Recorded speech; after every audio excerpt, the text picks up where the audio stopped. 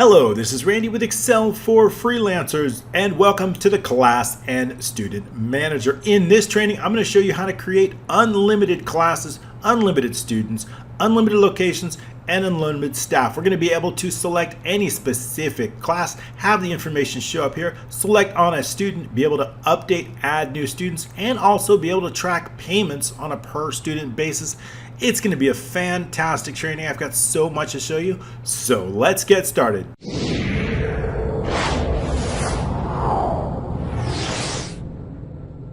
All right, thanks so much for joining us. I really appreciate it. I create these videos each and every Tuesday just for you. So if you have not yet, please click the button down below if you're on YouTube and go ahead and subscribe, and make sure you click on the notification icon bell. That way you will get these brand new trainings each and every week. If you like these applications, they're absolutely free to you. All you need to do is just click on the links down below, either with your email or with Facebook Messenger, and I'm going to deliver this application absolutely free right to you within just minutes.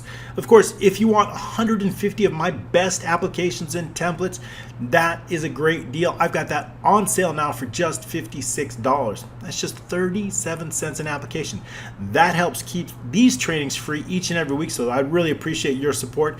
That's going to help us out. That's exactly what I've done. I'm going to create a class student manager today, and we are going to go through every step. I'm going to go through every line of code, every formula, every conditional formatting. You're going to know exactly how to complete this and create your own, also customize your own once you get done with this training. Even if you don't want to create a class and student, there are so many Excel tips, tricks, and techniques that I'm going to walk you through in this training. You won't want to miss it. So let's get started. What is the idea here? Basically, the idea is I want to be able to hide and show student and class details. I want to have a nice scheduler up here.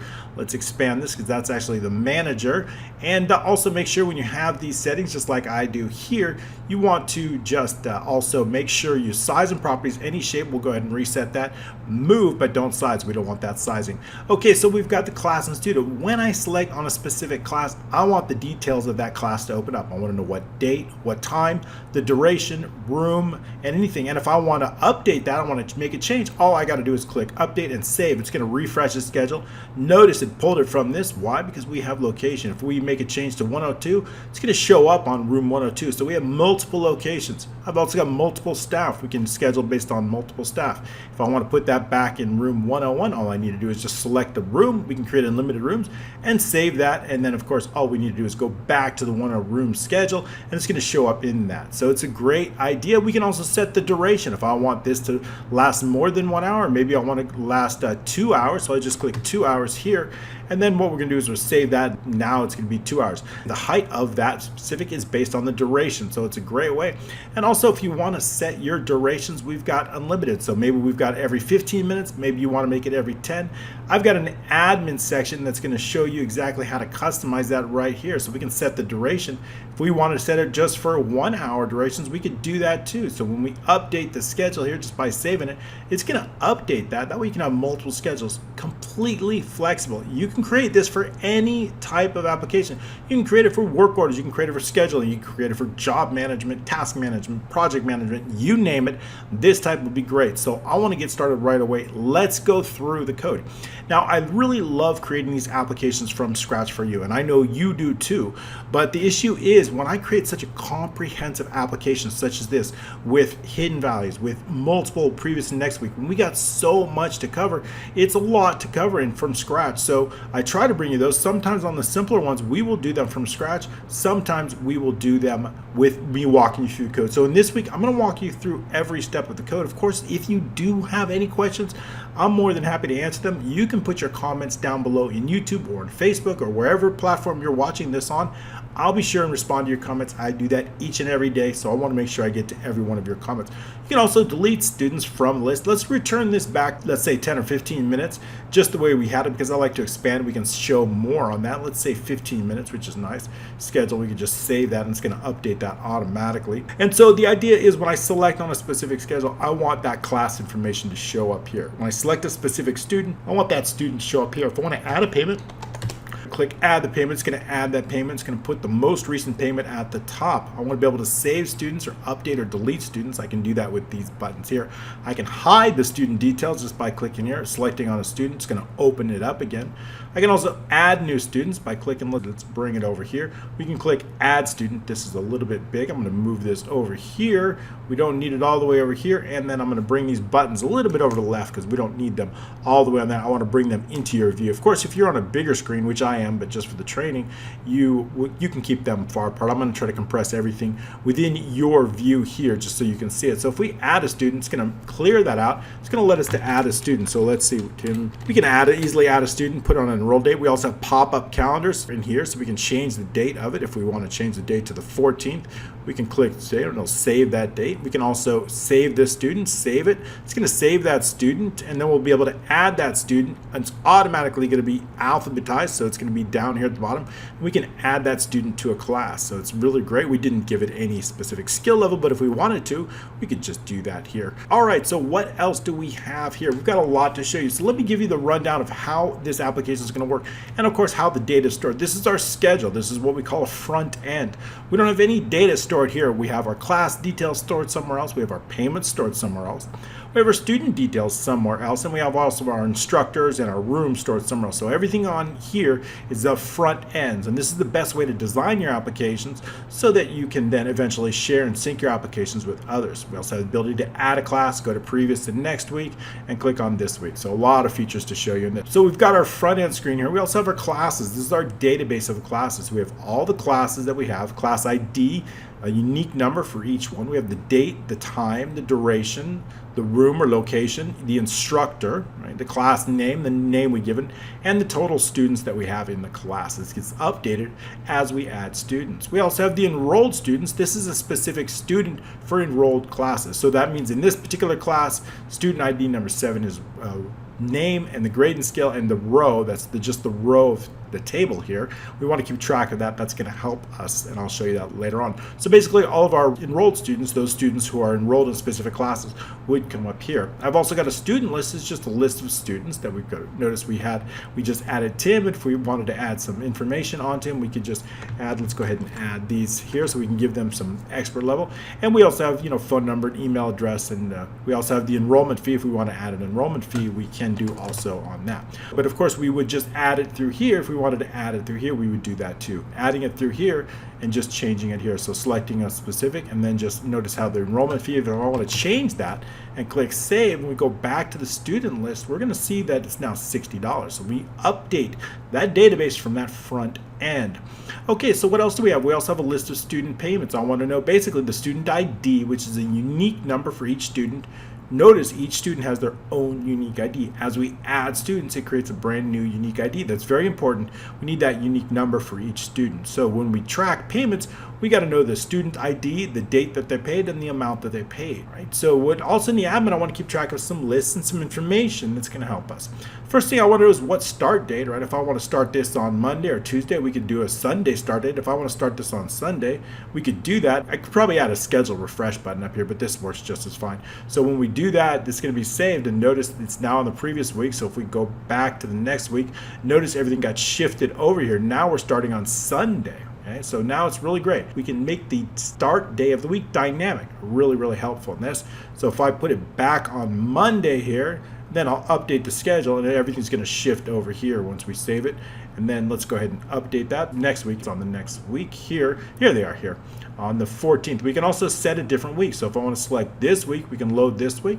If I want to go back to another week, we can load this week. So we can set the week. We can also change it based. I don't have anything else, any scheduled on any other ones, just Fred. Fred's a busy guy.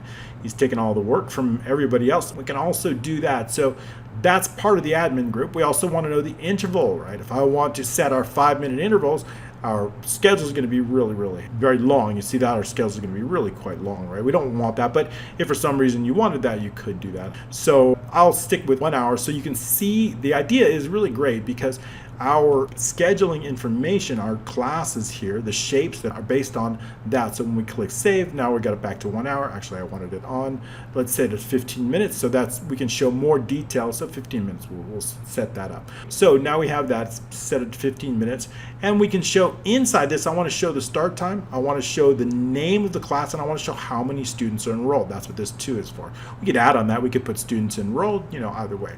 So this tells us how many students are enrolled. When we click here, it's going to show those students here. When we save that, it's going to update that to the students enrolled. Notice now it's students enrolled 3, which is correct.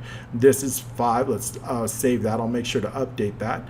There we go. Okay, so 0 now. That had some mixed data, so it's fine. So we've got that. We know what we want to do in each one. Let's continue back on that. So we've got the time interval. This is going to help us determine all. I'll show you that a little bit later, exactly why that's important. But basically, this is going to help us determine the height of our shape is going to be based on that. So in this case, we have 15 minutes. And what that means, if this is a 1 hour course, each row is 15 minutes. So notice that this is 4 rows in height. So that means this 1 hour, we're determining our intervals are 15 minutes. So a 1 hour class would cover 4 different rows. If I was to set that to 30, it would cover 2 different rows. Okay, so keep that in mind. Okay, so we've got that. I've got a list of instructors. We can, that's based on the dynamic named range. I've got a list of locations. I've got a list of alphabetized students. Now the idea here is when we have a new student, we just add them at the bottom of this list. But what I really want is a list of alphabetized students, because it's really nice when we're going in and looking for those. We go through a nice alphabetized list. Everything is alphabetized. We know where to find our students. It's not a mixed row. So I like that better. So what we would do is every time we add or update a student, then that automatically gets done. So if I change this to, let's say, Abe or Abe Timmers, right? And I want that to show up at the top, I click save, and that's automatically going to be resorted. Notice now it's at the top of the list. That's exactly what I want. So every time we save, we're going to resort that list, and it is this list here that is automatically resorted based on that. So also this table is going to help us out, this table intervals. We're going to set those intervals based on a calculation. Now, how did I get these numbers? Well, in Excel, one is 1 day, okay? But what is a single hour? An hour is basically a day divided by 24. So we do 1 equals 1 divided by 24, that's going to get us 0.4167. So basically an hour is going to be that. So then all I need to use, if I wanted to determine 30 minutes, I would just change this to 48, and then so on and so on. That's how we get these decimals, because it is those decimals that are going to be based on that. Then I need to know if something is a 1 hour course and our intervals are 1 hour, then I know it's 1 row, right? But let's say it's a 1 hour course and I want to divide that 1 hour by 30 minutes. I know that it's going to contain 2 rows, because this divided by this is going to be 2, right? So all I have to do is determine the total duration of the course divided by whatever interval that we have set here is going to let us know exactly how many rows. For example, if I've got a 1 hour course and my intervals here, let's take a look at that. My 1 hour intervals, which is here, 0.0416, this is all we're doing is indexing. I'm going to use index. I'm indexing these intervals based on the match of the intervals. I've got a named range called intervals, which is here. And I'm going to show you the named ranges next. So what this is going to do, as soon as I change this to 1 hour, it's going to pull up those intervals. I can then use that interval to determine the height of that. A 1 hour at 15-minute intervals, of course, is going to be 4 different rows. That helps us our height. That way we can dynamically change the height. Very, very cool, because it can change it on the fly. Because if you've been using something for, let's say, 30 days and you decide you want to make a change, you can just make a change like that, and everything's going to change on the schedule and it won't touch the data. That's why I really like these free floating shapes to use for our schedule, because they're extremely dynamic. We can select on them, we can make changes, really good, and it's super fast to load up, as you've seen. So that's pretty much it for the admin, and that's what we have going on. Let's take a look at some of the named ranges that we're going to be using inside this application. All right, into the name manager we go. Formulas, name manager, and I've got several ones. Let's go through this. We also have a pop-up calendar, and this is going to be a calendar months and calendar years. Now I do have a specific training on that pop-up calendar, because I've gone over that before and it is not integral and part of this training. We're not going to go over that, but these two are for the pop-up calendar. I have a class ID. Okay, class ID, what is that? Let's take a look at that. It's going to tab over, and that's basically all the classes, the dynamic named range. We're mostly using all of dynamic name range. offset class A3. I'm starting on the header row because if all of the classes and information gets deleted, I don't want it to create an error. So what we're going to do is we're going to start it on the header row. Then we're going to offset the row one row below. Then no columns, and then count A. I'm going to count based on all the values in A. Again, also starting with the header row, but I'm going to subtract 1 because I don't want to include the header row. And then column 1, just the one column. That's it. That's the only one I'm indexing. That's going to help us offset, create a dynamic named range. I've done that dynamic range change throughout. Criteria, these things get created automatically and extract as well when we create advanced filters. So these are done by VBA, so we can ignore those for now.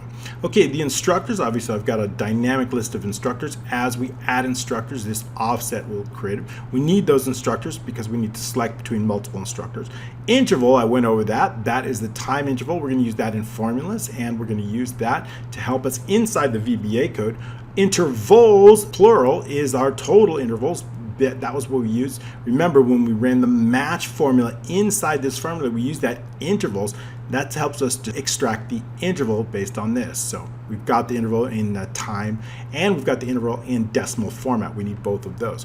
We also have locations. Again, locations here. Let's move this over. That's basically a dynamic named range.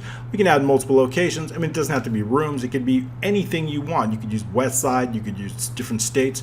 That's entirely up to you what classroom. You could use different locations as far as around the world. You could use people or anything you want if you have different rooms or different offices.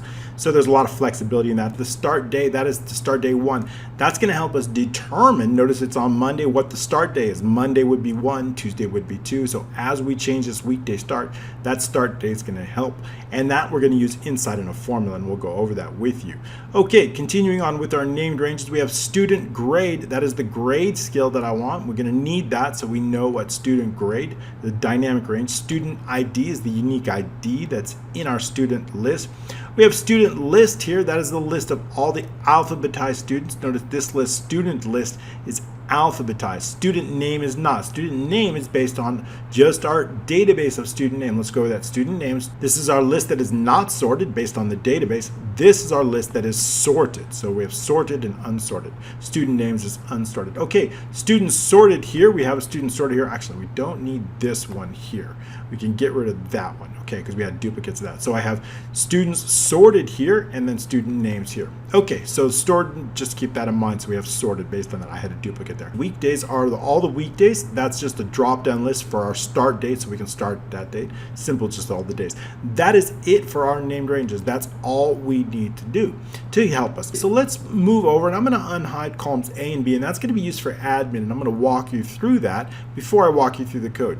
We have a little shape here. This is our sample shape. It is this shape exactly formatted however exactly we like it that is going to be the sample or template for all of these. If I were to change this color, it would automatically change. So if I'm going to change this color, let's just go to, if I want to change the outline to, let's just say, a red outline, then when we refresh the schedule, they're all going to be colored red. Let's go ahead and reset that admin. I'm going to set that back to 15 minutes here, just the way we had it. So now, so notice that they're all in red now. So basically this is our sample. So all we need to do is change that. Now if I go back to, let's say, a nice white outline would be good, I think. So now as soon as I save it, it's going to automatically update, and now we've got this nice white outline here that shows up accordingly.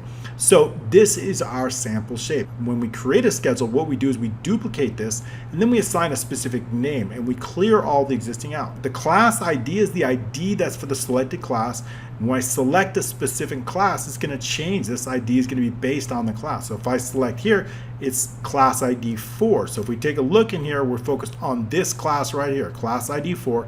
This is the class in November 12th, 9 a.m., duration 1. So that's the same thing, 9 a.m., right? Class 1 hour. So this is the class. So I want that class ID to place here. How do I get that? Well, if you notice correctly, every single class, the name of these shapes are based on the class and then the ID. So if we take a look at this one here, this is class 2. If we take a look at this one, this is class 4. So all I need to do to get that ID inside VBA is use application caller, which is the name of the shape that called the macro. All I need to do is remove the word class, and then whatever is left, which is the class ID, whatever's left, I'm going to place right here.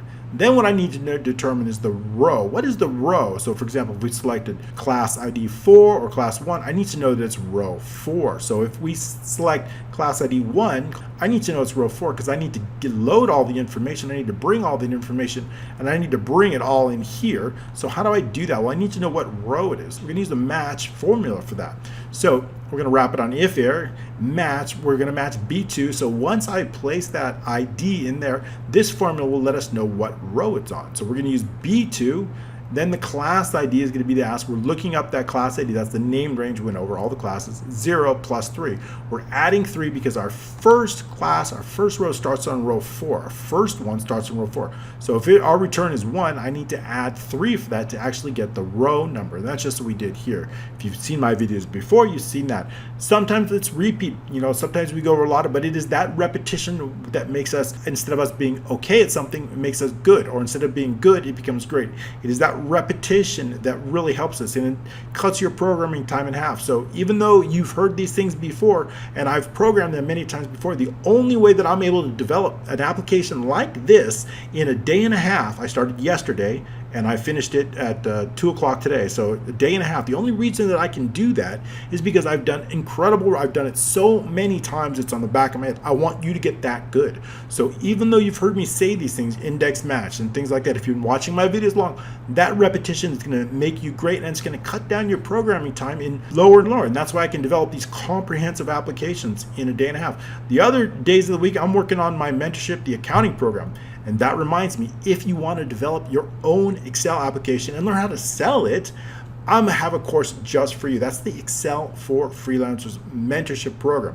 I'm going to walk you every step inside that application, all the way from defining your applications on how to design them through flowcharts and job scopes. And then what we're going to do is we're going to go into the development stage all throughout the application. And then we're going to teach you how to deploy them. I'm going to teach you how to put that application on your own website, all the time that I'm developing my own accounting application. So if you want to learn how to develop and sell your own Excel applications for passive income, the Excel for Freelancers mentorship program is the course for you. You can sign up. Just go to myexcelmentor.com, myexcelmentor.com. All right, so I thought I'd let you know about that. The next class ID, I'm using maximum. Remember, we have class IDs. The only way you can use this is if all of your IDs are numerical. Make sure if you want to use that, they have to be numerical. If you want to use a combination of letters and numbers for your ID, you can do that. But what you want to do is you have 2 columns, one for the ID and one for the alphanumeric ID. So you can put that somewhere else, but keep that numerical one. So we can use max because I want to know the maximum, which is 5, plus 1 is going to get us our next class ID. So class ID plus 1. And then in case there's an error, why would there be an error? There might be an error if there's no data. If there's an error, then we're just going to default it to 1. So that's the max formula. This is going to help us. So if I click add a class, what it's going to do is it's going to clear everything out. It's going to let us put in a date, and it is this class ID that we're going to automatically save. So if I put a time, let's say just 8 o'clock a.m. on the 13th, and I put a duration of 1 hour here, and then let's say we could put a location here, instructor, selected instructor. All these are required, and a class name, let's just say Science 101. Okay, so then all we need to do is save it. I forgot to show you the copy feature in the class save. Great, so now we have it. It's automatically saved. It's saved on room 102. Let's change that to 101 because I've got 101 selected here. So let's go change that to 101 and save that. There we go. Okay, so now we see it's going to be automatically here. Room 101 on the 13th. Okay, let's go ahead and show Mary. Mary's going to be here. There it is. There's the new one we just had. We signed it to Mary, right? So if we want to change it to Fred, we can do that. Let's back to Fred and then save it. Okay, so now we can select back to Fred. You see how dynamic this is? There it is. So we can also copy it. Let's say I want to take this English 101 and I want to do the same thing for Wednesday. All I got to do is click copy, change the date for the let's say the 11th here, and then click save, and it's going to copy that and going to automatically put it to a different date. Another cool feature I got to show you. Let's continue on here. So we also want to know the total students that are enrolled here. So I've got that here. All we need to do is use count A based on between C15 and C34. I've just created this there automatically, but basically I just created all the way up to 34 is the last row, but you can expand on that. I just wanted to keep it within the screen. So that's just going to count all the students here based on A. So it's going to count the text using count A. It's going to do that here, count A. Next up, we also have the selected student ID. When I select a student, I want to know what student's in here. Or if I load a student, let's say I want to add a student, I want to know what student. So I've got to have that student ID right here. And I also want to know, so when we load it, we're going to place that student ID. I also want to know what row that student's on, just like we did with the classes. I want to know what row it's on based on that. So again, we're going to use B6 based on that, the student ID plus 3. It's going to be based on this list right here. So Lisa Smith, student ID 6 is located in row 9. So that's it. All right, I want to know the next student. We're using the max. Same thing we did in the class, just using the max student plus 1. It's going to add us 1. Selected enrolled, I want to know which one was enrolled, how many are enrolled. And that is the row that we've selected. So notice we're on row 16. That's going to use conditional formatting. If I select another one, it's going to change. So whatever row that we've selected, it's going to be here. And also, I want the selected student ID. So notice I've got the IDs down here, which are going to load. And so those are hidden. So if I select another one, 8 is going to load here. If I select this one, 7 is going to load here. It's based on that student ID. Notice in this one we have 6, so we can notice that. Okay, I also want to know if the student is loading or not. It's going to change from false to true. That's in our code. I'll show you why that will help us once we get in the code. I also want to know if we add a student, I want to know the information. I want to know the student ID of those we added. We can do that with index. Notice index, we're indexing the student ID, and that ID is located in D13. If we see that here, that student name based on that. So what we're going to do is in the student ID, we're going to run a match based on the student name. So I want to index the student ID, run a match from D13, which is the student name. And then I'm going to use that, the named range we have, I want an exact match, and I want the column. So that's going to return our student ID. I need that because when I add this student, I want to add the student ID, I want to add the level on, and I want to add their name, and I want that to add it to enrolled students. So when I have the enrolled students, we're going to add the class ID, the student name, the grade or skill level that they're on, and then the row number. So I want to do that. So if we take a look inside the schedule and I want to add Abe to that, I just click on this and it's going to automatically add that to him. So when we click on the enrolled students, we see now that Abe has been now added to that, and it's row 18. So that's how we do it. So in order to add this information, the student ID and the grade or skill level that they're currently on, I need to get that in a formula. So based on this name, I'm going to extract the ID and the interim. What it's basically going to do is going to look that up based on their name. It's going to look up the ID and it's going to look up their grade scale from this table, and it's going to put those out using index match right here. So then I want the information as I load the students. I want to load all this information. When I load a class, I'm going to clear that out. This particular class only has 2 students, so I've got the enrolled row here, the row that's enrolled 4 and 5. What is that? That means this row 4 and 5. Notice class 1 has Sally and James based on row 4 and 5. That way, if I need to delete it or remove them, I know what row to remove it on. Okay, so notice that there's 2 students in this class. If I want to remove one, I've got to know what row. If I decide to remove it, we can remove it. So this is going to remove 5. So if I click here and click this X, it's going to remove that student automatically from the class. So if you click back on enrolled students, you see now only 1. That's row has automatically been. The only way to do that is we need a formula in here. So we add that, we're going to make sure to add the formula. Now you see it's automatically updated. So that's a great way to do it. We can add students, remove them very, very easily inside classes, unlimited instructors, unlimited locations. Something very dynamic, very easy for you to use. And I want you to be able to not only to download this, but to create your own and customize it how you like it. Now that we have an understanding of the formulas, the named ranges, and the overall function, I want to get into the VBA and see just how we do that. So let's go ahead and do that. Okay, to access the VBA, you can go into the developers and click Visual Basic. You can also click Alt F11 for a shortcut. If you don't have that available, you can click on the options and then go into the customize ribbon and make sure you have developers selected here. That will get you into the application. So how do we do it? Let's get into the VBA and see. There's several different macros that I'm going to show you and walk you through so you can create your own one. All right, let's get into it. So inside the VBA, here we go. I've already had it open. We've got several modules. I've got a little bit of code on the sheet. Notice we have worksheet change. When I actually make a change to a worksheet, I want some things to happen. When I have a selection change, I want to make some things to happen. And I've got a few different modules. We're going to go over 3 of the 4 ones. The pop-up calendar we're not going to go over because that's only for the pop-up calendar, and that's something that's another training entirely. But we're going to focus on just this. The pop-up calendar just allows us to pop it. This is a shape-based pop-up calendar that I created a few years ago. So it's really nice. You can create it.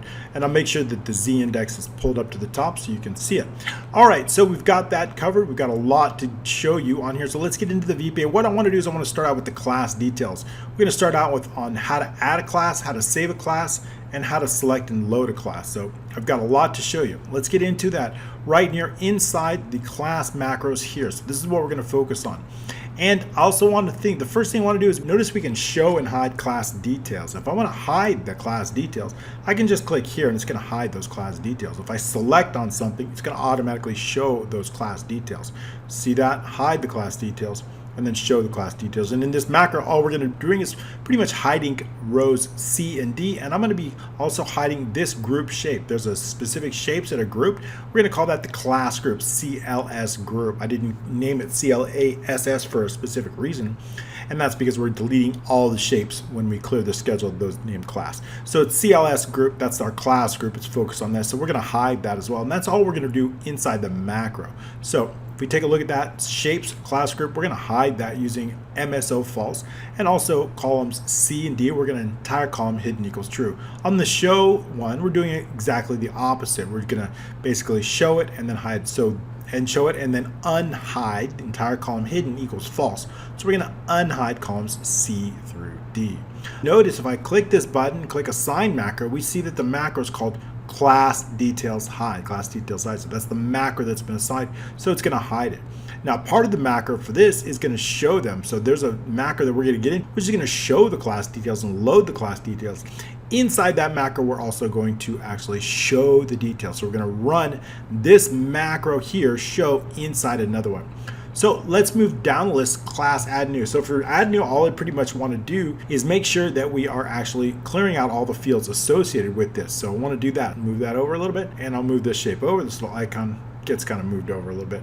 It should probably group everything together. Let's do that. So we just use our selection tool, highlight everything, and group it all together. And so we'll just group it together. We'll call this header group, and make sure that you want to do header group. That's going to keep everything the same. And then what we're going to do is we're going to right click, go into the size and properties, and we're going to make sure that we selected move but don't size. That's going to keep that thing from messing up. So now we're good to go on that. So now we've moved it, so that's going to keep consistent and it's not going to move our side. So now where were we? Let's get back into the code and show you just where we were. So we're going to add a new class. That's what I want to do, show you how to add new. That's this button right here, this macro. If I right click here, assign macro, I'm not going to do that every one of them, but you see that we've assigned macros to each one, class add new. So when I click this, we want some things to happen.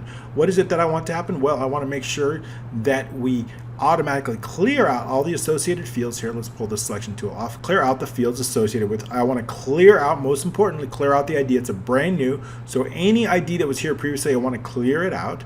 So should return this.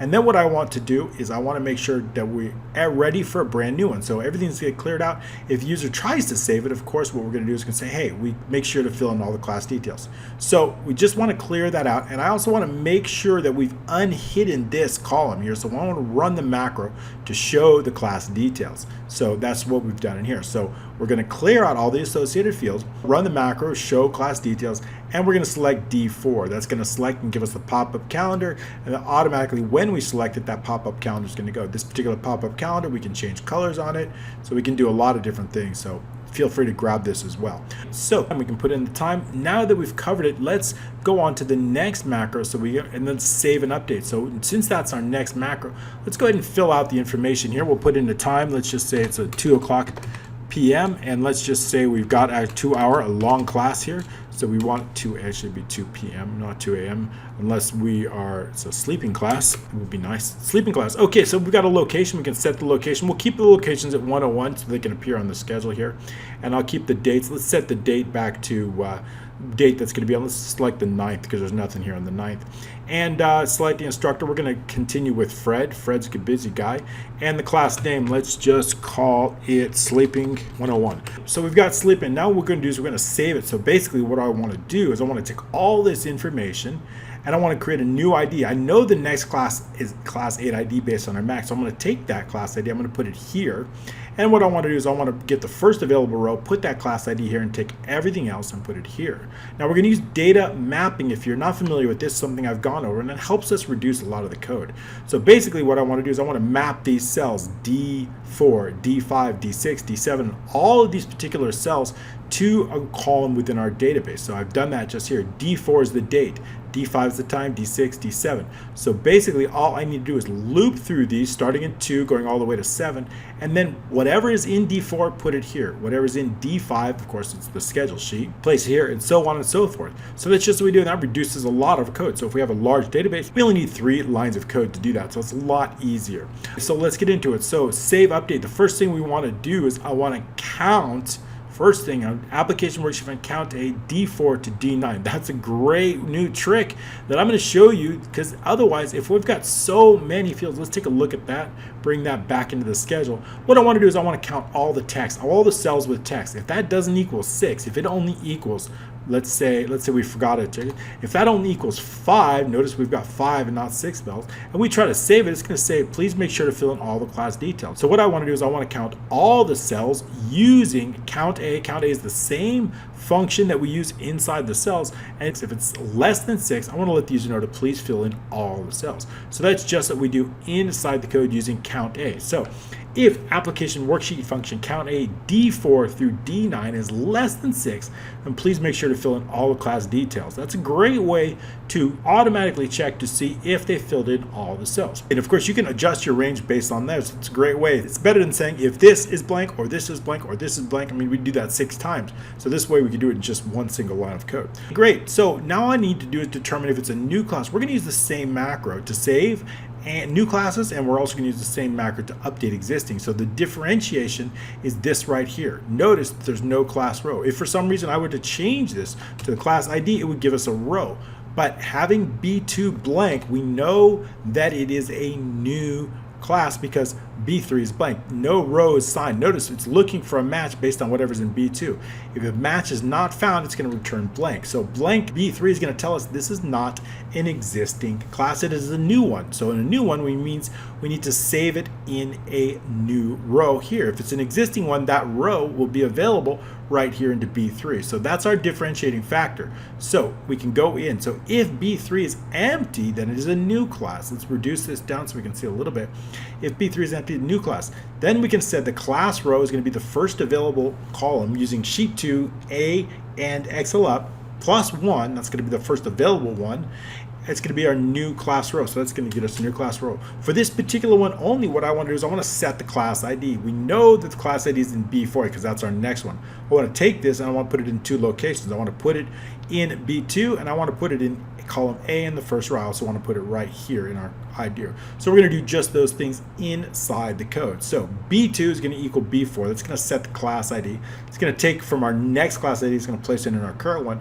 And then of course we're going to place it in column A of our class row. It's going to be, that sets our B. We only need to do this for new ones. It won't change on existing ones, so we don't need to worry about that. Otherwise, it is an existing class. Let's put that in there in the comments, existing or previously saved. So we have that class row is going to be B3. Once we have all that, everything else, regardless if it's new or if it's existing, we're going to go through our data mapping. We're going to do a class column 2 through 8. This is a variable that's assigned as long. Class row, we already know. Class column is going to be variable from 2 to 8. It's going to run that loop. So basically what we're going to do is run a loop. So I'm going 2 to 8. Why 8? Because our first column, we already took care of the ID.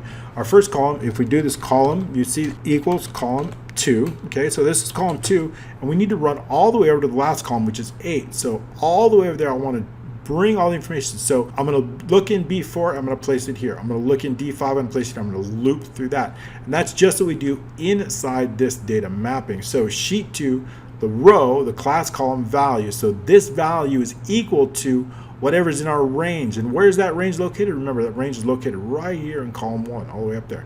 That row 1, and then column is variable. So this is the range I'm looking for. This is going to be either D4, D5, D6, right?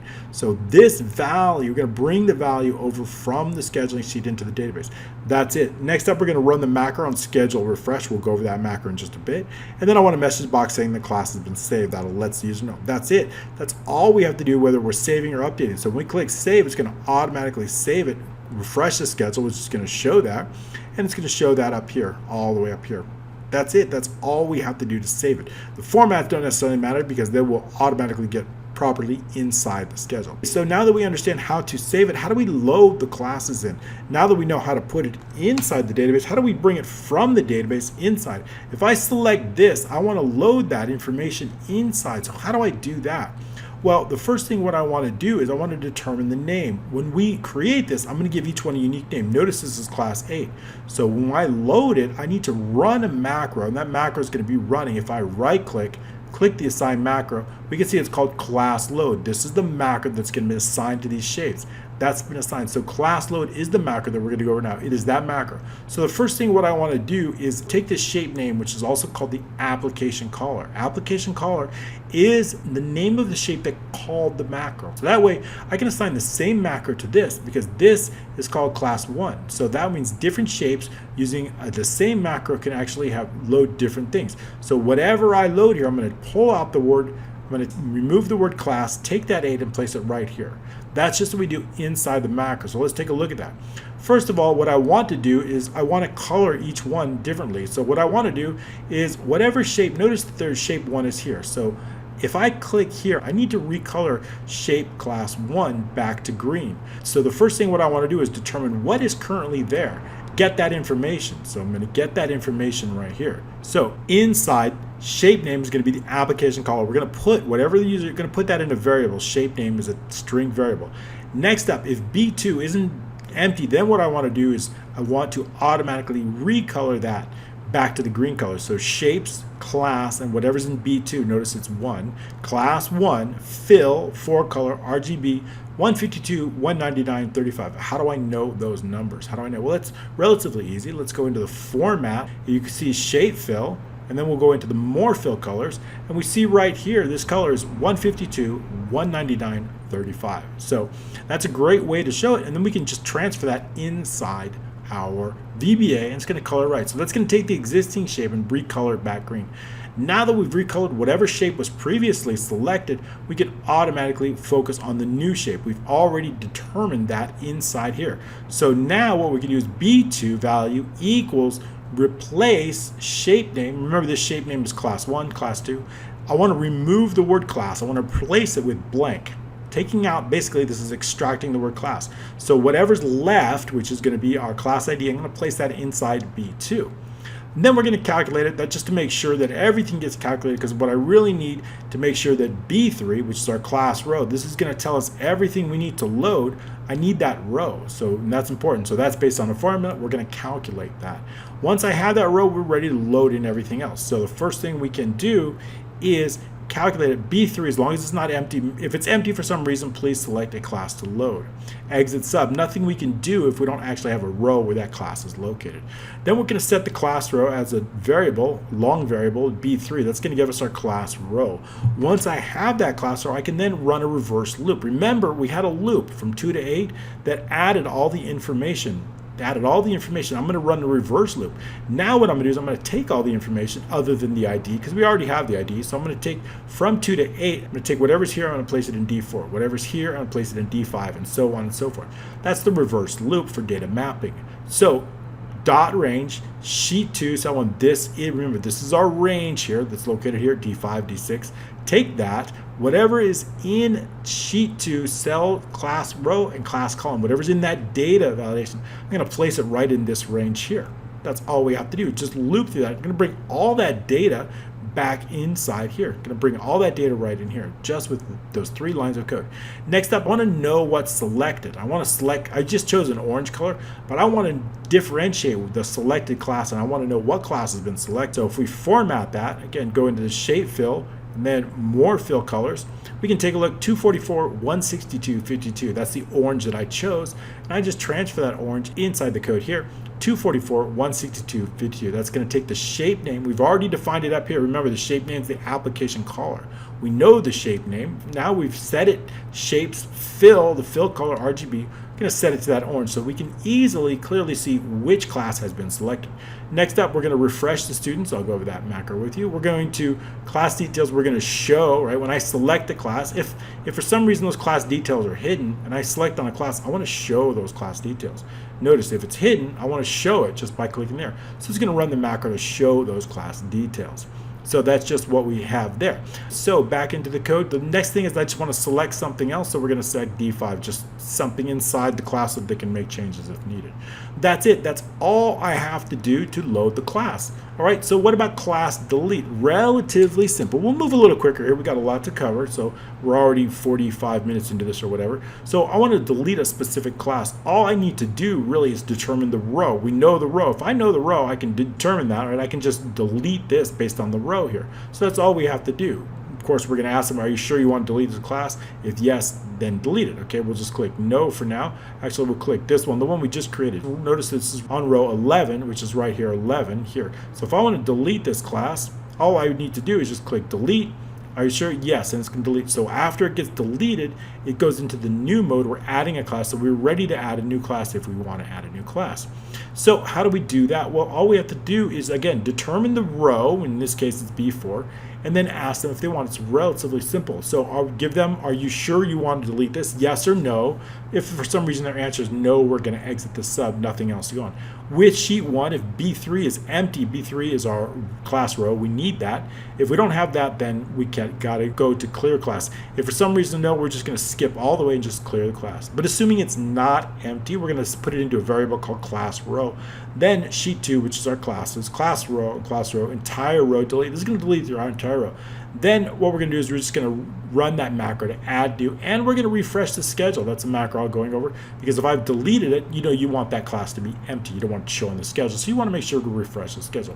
What if I want to add a student? And what is that? Well, that's the macro. When I click this, it's just going to add the student. All we're going to do is click that, and it's going to add a student to that class. It's going to basically put it inside the enrolled students here. I'm going to put their information here, and it's going to reload everything. So let's go into that and see just how we did that. All right, into the VBA, the first thing we're going to define in a dimension enrolled row as long and enrolled column. We need both of those because we're going to be setting the row. If B3 equals empty, then with unsafe classes, I can't add a specific student if the class hasn't been saved. So we need to make sure that B3 has been saved. We want them to first save the class, then add the students to the class. So that's the most important thing. So if B3 is empty, we let them know, please save the class before adding students. Otherwise, if B12 equals empty, then the message box select a correct student from the drop down, right? If I click here, B12 is the ID of the student, so we need to make sure they've actually selected a correct student from this list. So this is our student ID. If it's empty, we need to let them know, please select a correct student. Assuming that B12 is not empty, we can move on. The enrolled row is going to be the first available row in sheet 3.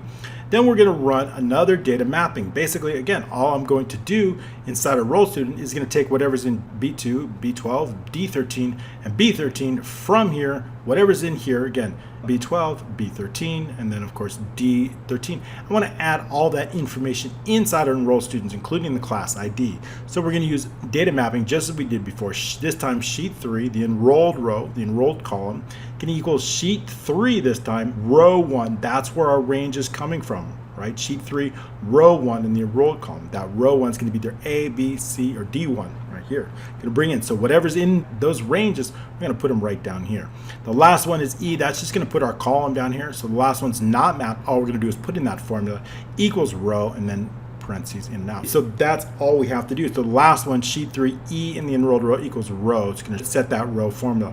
Why are we using a formula and not just the enrolled row? Because I want to use a formula. If for some reason when one gets deleted, everything after that gets automatically updated with the correct row. That's why we're using a formula and not just the row number, which we could put in. So moving on, once we have that, we can then move on.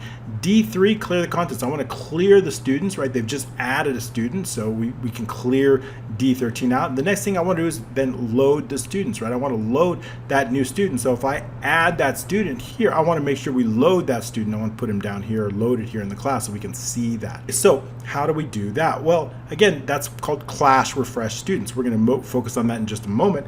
D3 clearing contents, and then schedule refresh. Why am I doing the schedule refresh? Because now this class has 3 students and before it didn't. So I want to make sure that it shows that 3 students. I want to make sure that whatever class we were on, this one here, I want to make sure that it shows that extra, and I have to update that there. Notice it didn't show up. So how do we do that? Let's go ahead and go into the next macros so we can see exactly how we actually delete the student, which I just showed you. So the enrolled row, I need to know that row. Notice when we load load them, when I load these students in here, I want to know the row that it's been enrolled, hidden, and I want to know the student ID. If I know that row 6 or 7, which is here, I know which row to delete. So we need to make sure that A and whatever row, how do we know what row? Because it's whatever row they've selected, and that's going to be right here in B9. I know the row B9 and I know the column, so that's all we have to do. So the first thing we want to do is sheet 1 B9. If that's empty, there's no selected row, we can exit out of it. Otherwise, we can set the select row to B9. That's the row that we've selected. In this case, of course, that number is here 16 B9. Okay, so that's the row that they've been set. So if I know the row, then the enrolled row is equal to sheet 1A and the selected row. What do I mean by that? If this is 16, A and 16 is 6. So our enrolled row is 6, right? And here, which is 6. I know exactly what row to delete, which is going to be this one right here. Once we have that row, as long as it's not 0, then we can delete it. Sheet 3, enrolled row, entire row delete. And then again, I'm going to run the macro called class refresh students. That's the macro that we're going over next. And that's this macro here. And basically what I want to do in this macro is I just want to clear out all the students. I want to run an advanced filter. I want to know all the students that have been scheduled for this class ID. So we have our list of enrolled students. All I need to do is run an advanced filter based on criteria, based what's in B2. B2 is always going to be our class ID right here. So if I can run an advanced filter, it's going to extract all of those enrolled students, but only for class ID 3. It's going to return this.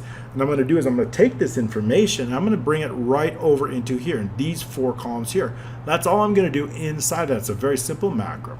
So first of all, we're going to dimension the last enrolled row as long and the last results row as long. Okay, so next up, what we're going to do is, remember, I want to clear all the existing students out. We're reloading it, so I'm going to bring all the students over. Now we're ready for our advanced filter. The last enrolled row based on sheet 3, that's our student enrolled, A99 and exit out the row.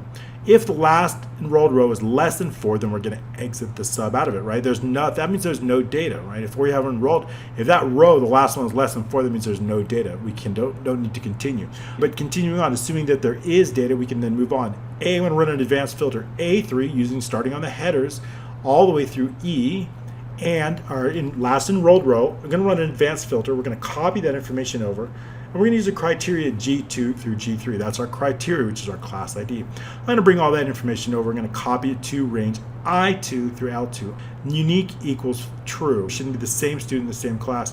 So if it is, we can make sure that they're unique values. Now we're going to get the last row. I need to know the last row. In this case, it's 4. What is the last row? That's going to just help us to make sure that there are students. If that last row is less than 3, then we know that there's no students. If the last results row is less than 3, then exit the sub. Otherwise, all I'm going to do is I'm going to copy everything over. In fact, our maximum here is 20. Since our max is 20 here, you can create more, of course. All I'm going to do is I'm going to copy 20 rows, whatever's first 20 rows here, I'm just going to bring it directly in here. We can do it just one line of code. So that's just what I did. To bring everything in maximum of 20, you can create more. So A15 through D34 equals I3 through L21. That's going to bring all over 20 rows. That's it. That's all we have to do to refresh the student. The last one is the class copy. Class copy, that's super easy. Look how easy this is. What do I want to do? If I want to copy this class, all I want to do is do one thing. Click copy. All I need to do is remove the date and I need to remove the class ID, because once those are removed, it is going to assume that is a brand new class, right? It's going to assume that all we need to now do is put in a new date. Notice there's no class ID because I've cleared it out. Now when I save it, it's going to save it as a brand new class automatically, just like that. And let's go put it back on the 9th so we can see that it's been saved, and then we can save it, and now it's automatically here in the 9th. So all I have to do is clear out 2 things. That's it. That's all I need to do for copy. It's super simple. So sheet 1, D4, B2, clear contents. Nothing else to that. Super easy.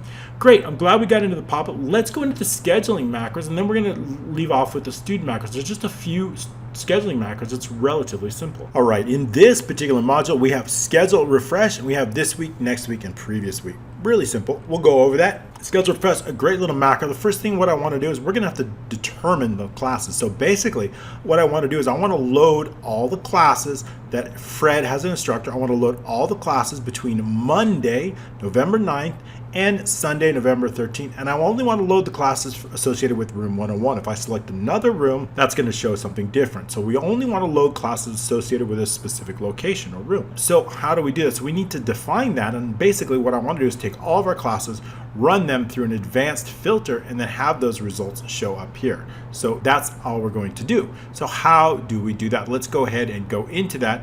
And basically, let's see. So first we need to do is set up some advanced filter, and we need to set up some rules. So first of all, we need some criteria, and I'm going to loop through the criteria. In fact, we're going to loop for each day of the week. I'm going to run through each day of the week. I want the instructor Fred, and I want the location. Now the instructor is going to be directly from a link H3 from our scheduling. The same thing with our location L3. It's going to be directly linked to base here or of course here. But our dates, what I want to do is I want to run through each date. I'm going to loop it. If we take a look at this column, this is column 7. Okay, so if I want to loop through, I'm going to loop through 7. I want to loop all the way to 13 because I wanted to go day by day. So I want to know all of the classes scheduled for this day. I want to put the first one here based on the time, second one here, and third one here. So notice this day has 2. So in this day, Tuesday, I want to show both of these classes, but I want to show the early one first and I want to show the second one later based on the time. So I'm going to loop through each one of those days and do just that. So for each day, we're going to set this date. So this date's going to change, the first day, the second day. And so we're going to do that. Each day we're going to get the results. If there's any classes for them, I'm going to take this information. I'm going to create this shape based on that. I'm going to create based on the class ID. I'm going to put in the text based on the time, the class name, and the number of students enrolled in that class. So how do we do that? Let's go ahead and go inside the macro. So we need the class row. We need the results row. I need to keep track of what result row, if there's any results, keeping the results here. I also need to keep track of the last result row and the duration rows. How many rows are we going to be duration, right? In this case, it's 4 rows here. So how many rows? In this case, it's 8 rows for this 2-hour one. So we need to set the duration rows. We need that. I also need the class column. We're going to looping through. We're starting at 7. I need to know what column. I'm going to go from 7 to 13, looping through each of the columns in the week. And then also I need to know the schedule row. This is the row that's on the schedule. What row is it being placed on? This one's being placed on row 9, this one being placed on row 5, and so on. So we're going to set that row. I need to keep track of that row because as we add more classes to them, we need to keep track of the row. So once we have that, we also want to know the total students because that's going to be inside that. I also want to know the class name, class time, and the shape name is string, and the class shape is a shape.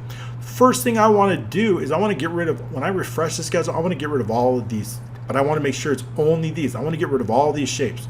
Every single one of them, I want to delete them. So how do we do that easily? Well, what we do is we give them unique names. And every single one of these has the word class in it. Now make sure that no other shape has the word class in it because I want to delete every shape that contains the word class. I want to clear all that out. That's the first thing I want to do. So how do we do that? Well, we can run a loop with that. So we can do for each class shape, notice we've defined this as a shape, in.shapes because we've already have sheet 1.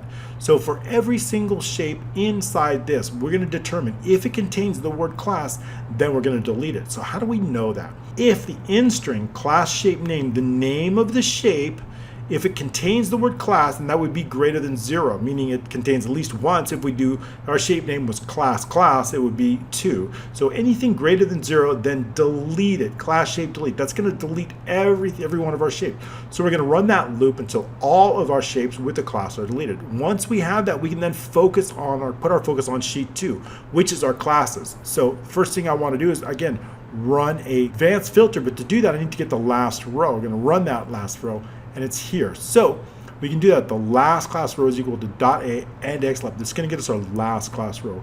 If for some reason it's less than 4, then there's no data. We can exit out. Assuming that it's not data, I'm going to ready to run my loop 7 to 13. Remember, 1 for every single day, 1 for every day. So I want to take whatever date is in row 4 of that specific column, and I want to place that date right here inside our criteria, but I want to place it in a number format. I don't want it in a date format because that creates problems in different regional settings. So make sure that it is in number format. We want to make sure we can set that format. That's very, very important. So now we're ready. L3, that's where our date's going to go for our criteria equals. We're going to put in the equals. And what I want to do is I want to put in, this is what I'm putting in. I'm putting in whatever's in sheet 1, row 4 in the class column. This is our date.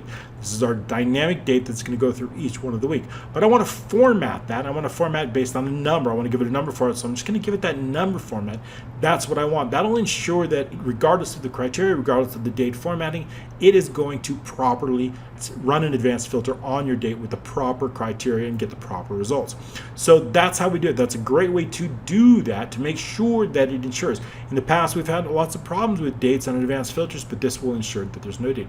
Once we have set our criteria, because this is the only one that we're putting in through VBA, the other two are automatically in through formulas.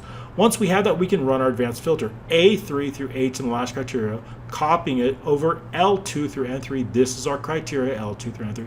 We want the results to go through from P2 to N, and I want unique to be true. So it's going to bring our results automatically over here all the way from P2 through W. That's going to bring our results. Next up, we're going to determine, are there any results? So if the last row is less than 3, there's no results. If there are results, what I'm going to do is I'm going to loop through every one of those results. But before I do that, I want to get the last row. They all have the same date. But what I want to do is I want to sort them based on time. I want the first time to go here, the second, and so on and so forth. So that way, when we create those shapes, our first one's automatically get here, our second one's going to go here. So I want to make sure we then sort our results. So that's just what we do. So the first thing, determine the last row. If the last row is less than 3, in this case, no classes, we're not going to exit the sub because this is only one day. I want to go to no classes, which is going to basically skip all the way down here and go to the next column. So it's going to go to the next date. It's going to skip everything else. It's going to skip to sorting, skip creating a shape, skip everything. So once we have that, once we know that there is data, we can set the schedule row equal to 5. That's the first, remember, our schedule row is here. This is row 5. That's the first row that I want to place our classes on, row 5. I want our shapes to go into row 5. Row 4 is of our date, so I want to place it on the row below that, which is row 5. So it's going to set our initial row. That row could increase as we add more classes. So the initial row is 5. If for some reason the last row is less than 4, skip sort. What does that mean? That means if I only have one single class, we don't need to sort it, we just need to place it. So if the last result, here's our last result. If it's less than 4, that means we only have one result. No need to, we can skip the sorting entirely. So that's just what we're going to do right here. So we can skip the sorting. So it'll go, so skip sort is going to go right down here, but assuming that there is more than one value, what I'm going to do is I'm going to sort the fields. We start out by sorting fields clear. We're going to add a key, R3. Remember, that's our time, the first value.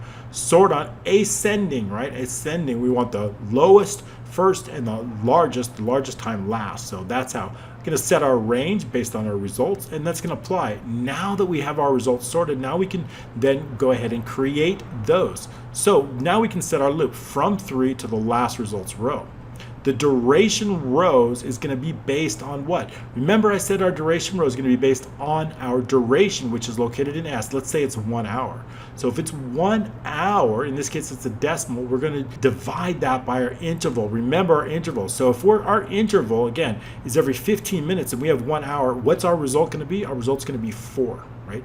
That is the number of rows that we want to create our class on, number of rows. So that's going to get us our number of rows. So we just have to divide it by the interval. Once, when we want to make sure it's a whole number, so it's going to be integer, we want the integer, that's going to get us our duration rows, in this case 4. If for some reason the duration row is less than 1, then we're just going to set it to 1. That's the minimum number of rows. Once we have that, we're going to determine the class name is going to come from V. We're going to have the class time is going to come from R. And we're going to get the total students, we're going to come from W. And I want to set the shape name. It's going to be the class and whatever is in P. Remember, class 1, class 2, it's going to be based on our ID, which is in P. Now that we have all that set up, now we're ready to create the shape. All we need to do is take our sample shape here, duplicate it, and then set the name based on that duplicate. We do that here. Sheet 1, shapes, sample shape, duplicate, and set the name of that duplicate to the shape name. That's the shape name we define here.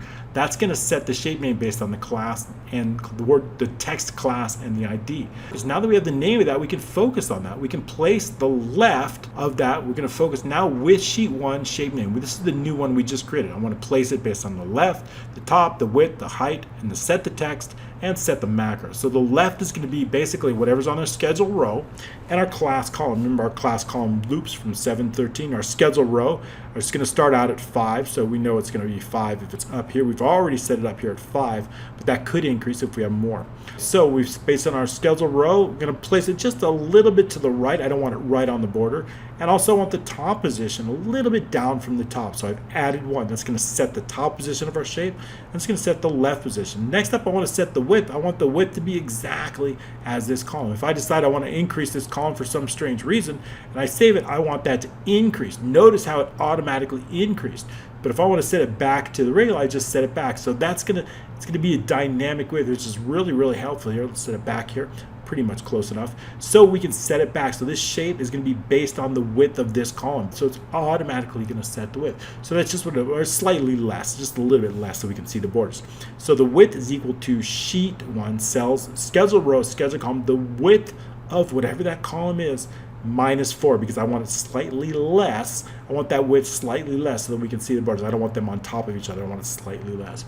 So now that we've built the shape, now what I want to do is I want to set the text. What's in this text? We have the time, we have the name of the class, and I have the number of students. So I'm going to place that inside the text. The height is going to be the sheet 1. Remember, now we know the number of rows. It's going to be the height of 1 row. I need to know what's the height of just 1 row, but it's multiplied by the number of rows, right? So it's going to be the height of a single row by the number of rows. We've already determined the number of rows here, duration rows. So in this case, it was 4, remember? So if I want to know what is the height of that shape, it's going to be basically the height of a single row times the number of rows. That's going to get us our height. Okay, now we're ready for the text. So based on that, the text frame, text range, text equals, what we're going to do is we're going to format. I want to put the class time in, but I want it formatted based on this, HHMP. We could easily just change this to actually get rid of that different H. I think that'll be okay.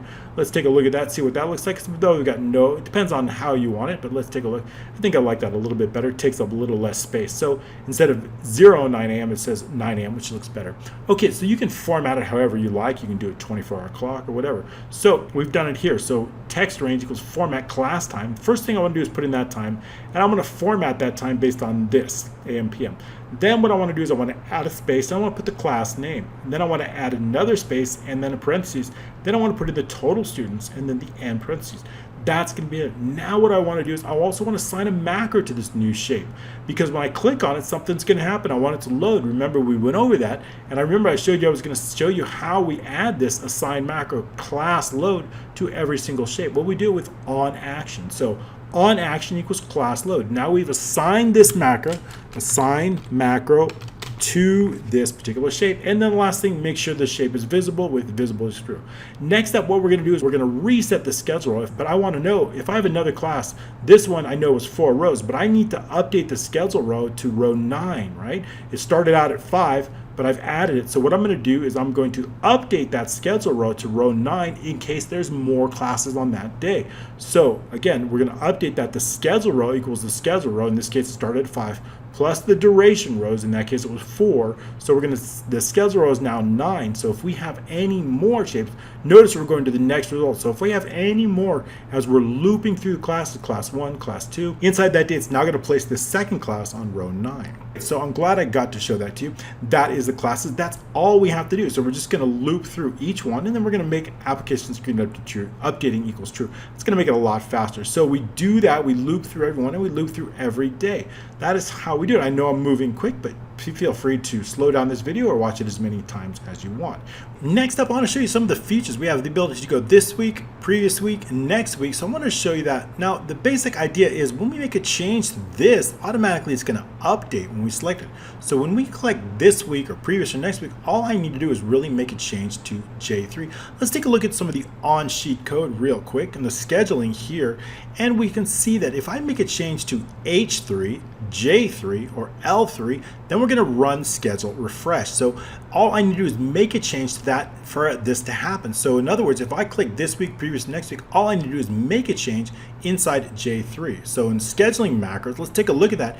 This week, super simple. All I need to do is J3 is equal to current date. Once I do that, as soon as I put that in there, it's automatically going to refresh because any change to J3 is going to refresh that. with, of course, next week, all I need to do in this case, J3, all we're going to do is we're going to be adding 7 days using add date, and based on the current date, we're going to simply add 7 days to that, 7 days to that. Very, very simple, or 1 week. Let's put in D. This should be D, I believe. D or week, and there we go. That's better. Okay, so we're going to adding specific days there. I was going to think about 1 week, 7 days. We're just simply going to add. So J3 is simply equal to date add days, 7 of those days. 7, we're adding it to J3. And the same thing for previous week, all we're going to be doing is subtracting 7 from the current date. So previous week is simply going to subtract 7. It's going to increase. So very, very simple there. That's all we have to do for previous next week. Very, very simple. Last, we're just going to go through a few student macros. I want to show you the macros associated with this, and then we're going to be done. So basically, the first ones are going to be able to hide student and show student. So when I select it, I want to be able to hide a student. But if I select a student, I want to show that panel. And that panel, all we're going to be doing is columns E and F. We're going to either hide it, and then this particular group here, student group, we're going to either showing or hiding it. So those two macros are pretty self-explanatory. So the hide panel, we're going to be hiding the student group, and then of course we're going to hide those columns. Hidden equals true. In the show panel, again, we're going to show that group of shapes, and then we're going to show the columns. For the student add new, it's pretty simple. That's the macro. When we click add student, what I want to do is just basically clear them out and make sure that it is visible, clear out some fields and make sure it's visible. So if we have it hidden, I want to make sure that when we click add student, clearing out some fields and then showing that. So that's just what we do here. We're going to clear out some associated fields with the clear fields. I'm going to run the show student panel, and I'm going to select the first field, which in this case it's F4, and that's going to let them know. So we just put in some information here. If we want to load a student, we can also select a specific student to load it, or we can click add a student and then just add a new student like this. Just like that. So we can add the new student, put on an enroll date, and then put an enrollment fee, and we can simply save it. And that's what we're going to do. Next up, we're going to want to save and update that. It is the same macro that either whether saving or updating it, just like we did on the classes. So the first thing I want to make sure is there is a student name. That's F4. If F4 is for some reason empty, we need to let them know to please make sure to add a student name before saving. Assuming that there is a student name, we also want to then determine, is it a new student or is it existing? And how do we know if it's a new student or existing? It's going to be based on this information, B7. If there's no student row, then we know it is a brand new student. So we can use that to differentiate it. So if B7 equals empty, we know it's a new student. If it is empty, we're going to set a student row. That's going to be the first available row inside our student list right here, in this case 16. So we're going to set that row up. All right, so then what I want to do is I want to take the next student ID, which is set here, and I want to place it in 2 places. I want to place it in the B6, which are selected, and I also want to place it in column A here of our first row. So that's just what we do in the next 2 lines of code. Range B6 equals B8, so it's going to set the student ID. It's also going to take the first column. A in the student row is going to also equal B8, so it's going to set the student ID into 2 places. Else, it's an existing student. In that case, the student row is going to be equal to B7. So now we've defined student row, and we've also placed the student ID if it's new. Now we're ready to use data mapping just to add information in. So what I'm going to do is I'm going to take everything that's here, and I want to place it right here in the student list, here, here, here, here. So we use data mapping. So whatever's in F4, the name's going to go here. Whatever's in F5, the enrolled on, is going to go here. Data mapping, just that. So we're going to use data mapping to do that. So all I need to do is just simply run a loop, just like we did in classes. In this case, student column equals 2 to 7. The student row, student column, going to equal in sheet 5 this time, which is our student list, going to equal whatever based on that range, based on the range inside our data mapping. Here's where our range is. That is what our range is here in the student list here. F4, F5, F6, and so on and so forth. So we know how to add that. Once we added all the data, we're set. All I need to do is resort the student list. I want to resort the name. If we take a look at this, again, it's based on our data validation. I want to resort the list based on this student sorted list. So we're going to run the macro that's going to clear out those names and resort the list. Anytime we make a change to a student name or student or add a new one, we want the list resorted so that it's automatically sorted. Notice George isn't in here, right? But as soon as I click save, it's going to add George, and it's going to also resort it based on alphabetically. So now George is in the proper place here. So we do just that inside the student resorting. So let's go ahead and take a look at that. So we also have the message box saying student save. Okay, so what I want to do with student sort. All right, so the first thing I want to do is determine the last student row, and in this case the last student row is 16. I want to take all these students and I want to place them inside the admin, but the first thing before that I want to clear out everything that's here and then resort them. So that's just what we're going to do inside the code. Sheet 8, we're going to clear out all the existing sorted students.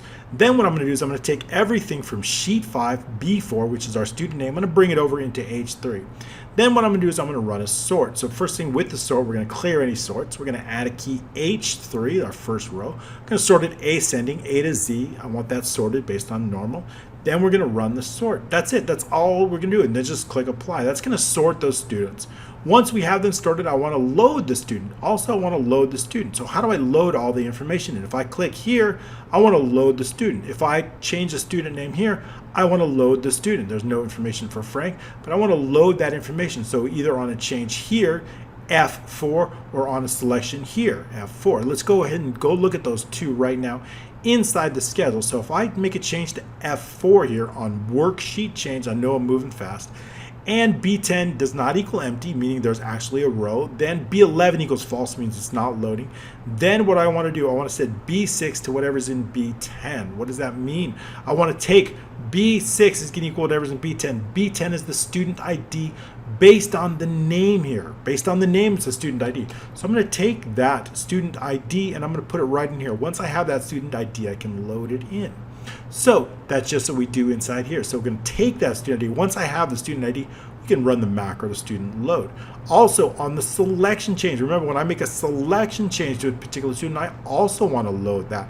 In that case, our student ID is here. So I'm going to take the student ID here and place it right in here in B6. So that's just what I do on the selection. So if we make a selection from C15 to C34 and D does not equal empty, meaning what does that mean? It means there's, D has to contain a value. In this case, D contains a value. So that's just what I do here. In this case, what I want to do, I want to make sure that the value here goes into B6. So we do that here. The first thing what I want to do is B9 equals the target row.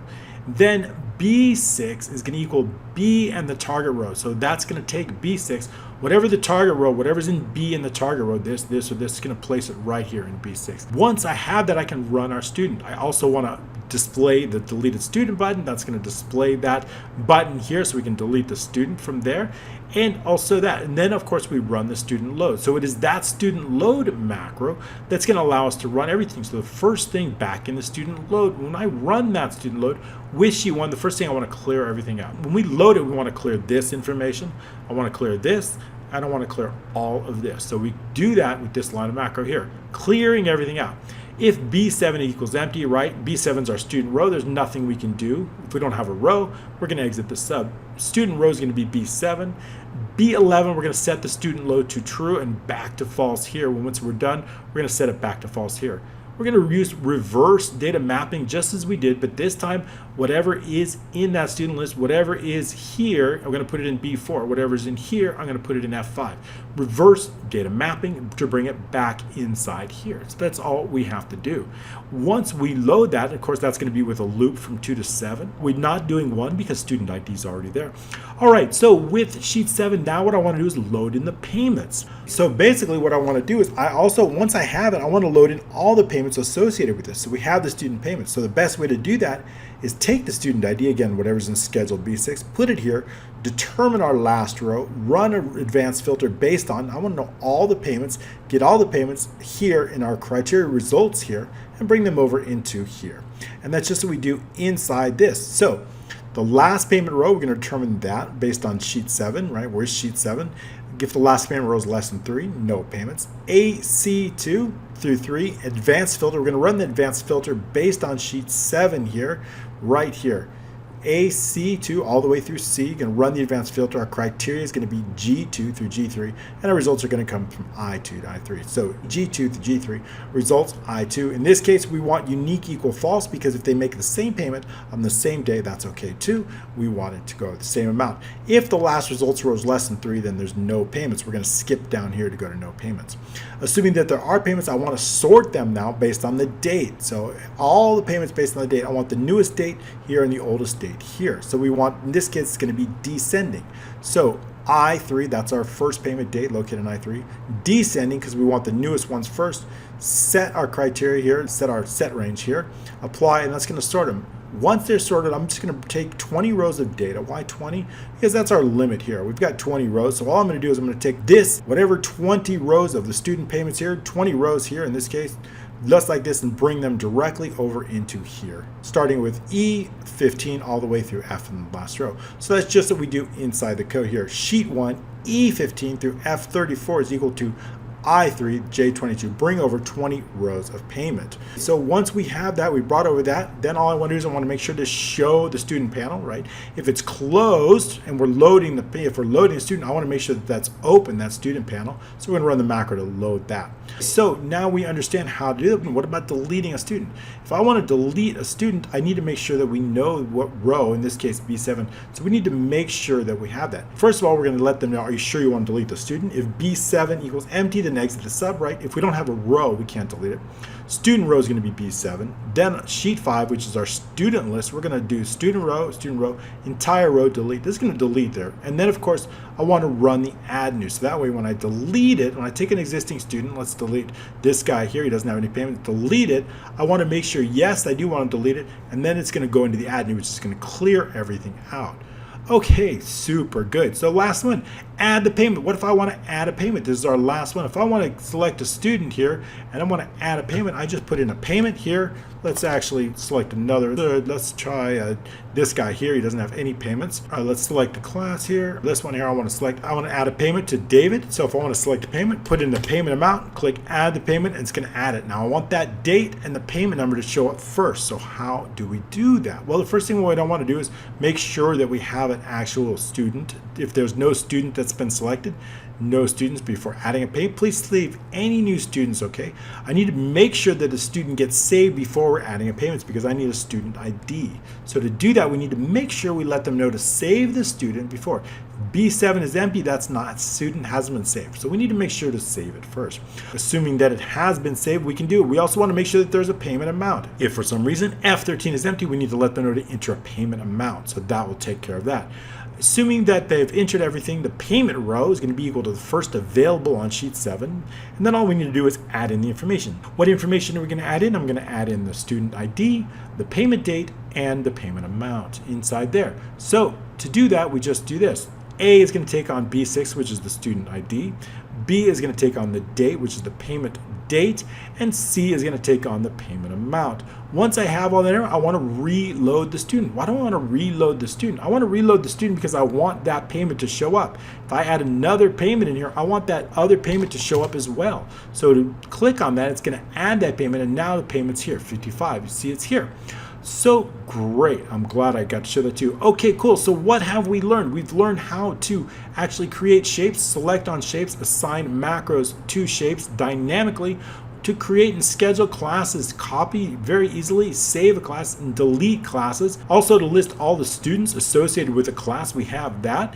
And also how to add payments, create students, save students, go to previous and next, adding classes and adding students in automated multiple instructors any day of the week, multiple locations. It's been a fantastic training. I hope you appreciate it. If you do like these trainings, don't forget about 150 workbook zip file. That's my best workbooks in one file for just $56. It's a great promotion.